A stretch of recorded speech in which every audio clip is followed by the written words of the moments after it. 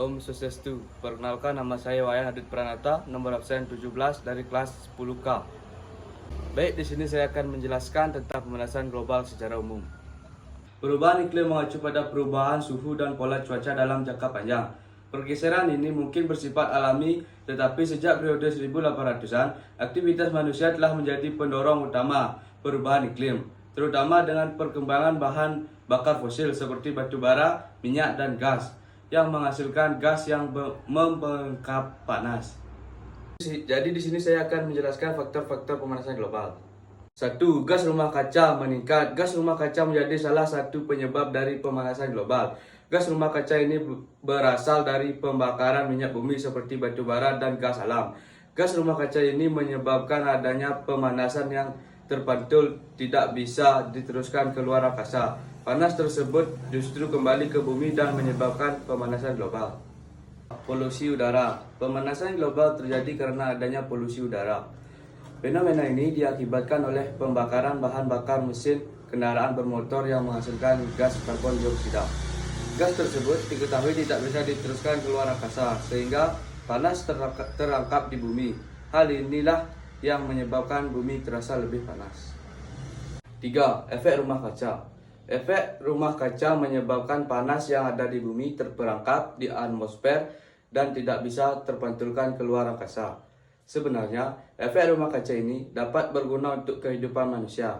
Namun, saat jumlahnya berlebih bisa menimbulkan perubahan iklim dan cuaca di bumi. 4. Penggunaan CFC berlebihan. CFC adalah bahan kimia yang dibuat untuk berbagai peralatan rumah tangga, seperti kulkas, AC. CFC ini ternyata bisa menyebabkan penipisan lapisan ozon. Zat kimia ini ternyata cukup stabil sehingga bisa mencapai stratosfer secara utuh. 5. Penebangan hutan. Perusakan dan pengundulan hutan bisa menyebabkan pemanasan global. Hal ini tersebut dikarenakan memiliki fungsi menyerap karbon dioksida dan menghasilkan oksigen. Semakin banyak terjadi penebangan hutan, maka jumlah karbon dioksida semakin banyak dan mengakibatkan pemanasan global. Penebangan hutan juga membuat pasokan oksigen berkurang dan hal ini sangat berpengaruh terhadap kelangsungan hidup di bumi. 6. Polusi metana. Selain polusi udara, jenis polusi lainnya yang juga menjadi penyebab pemanasan global yaitu polusi metana. Gas kimia ini juga memiliki kadar tinggi yang bisa mengurangi oksidan di atmosfer bumi. Kadar gas ini dapat semakin tinggi saat bercampur ke udara dan menyebabkan kebakaran atau ledakan. 7. Penggunaan listrik berlebihan. Hal lain yang juga menyebabkan pemanasan global yaitu penggunaan listrik berlebih. Boros listrik bisa menyebabkan pemanasan global karena dalam pembuatannya, listrik membutuhkan pembakaran batu bara. Jika pembakaran batu bara untuk listrik dilakukan terus-menerus, maka akan mengakibatkan pemanasan global.